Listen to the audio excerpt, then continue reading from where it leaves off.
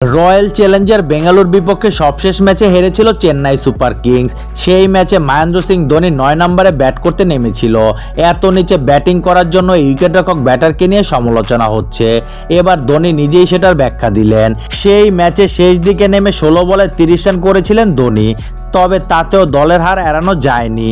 ধোনি যখন ব্যাট করতে নেমেছিল সেই সময় ম্যাচ হাত থেকে বেরিয়ে গিয়েছিল চেন্নাইয়ের। ব্রডকাস্টের সাথে আলাপকালে ধোনি বলেন, গত বছর আমার হাঁটুতে সমস্যা ছিল, তাছাড়া 2024 টি-20 বিশ্বকাপের নির্বাচনের বিষয়টাও মাথায় ছিল। আমাদের দলে রবীন্দ্র জাদেজা ঢোকার দাবিদার ছিল, শিবম দুবে দলে ঢোকার দাবিদার ছিল, সুতরাং আপনি নিশ্চিতভাবে ওদের একটা সুযোগ দিতে চাইবেন। আমি তো দাবিদার ছিলাম না, তাই জায়গাটা আটকাতে চাইনি। ধোনি আরও বলেন, তারা ওদের কাজ যথাযথ করেছে। এমনটা নয় যে প্লেয়ারদের প্রমোট করেছেন বলে ফ্র্যাঞ্চাইজি সমস্যায় পড়েছে। সুতরাং সবাই যদি নিজেদের দায়িত্ব যথাযথভাবে পালন করে তাহলে সমস্যা কোথায়? তাছাড়া এটা আমার ওপর থেকেও চাপ কমায়। দলের বাকিদের ওপর আস্থা থাকায় তাদের দলে সুযোগ দিয়েছে ধোনি।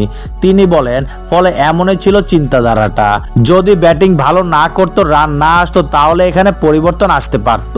তবে যদি এমন কোনো সিদ্ধান্ত নেওয়া যায় যেখানে সবারই ভালো হচ্ছে, তাহলে কেন না।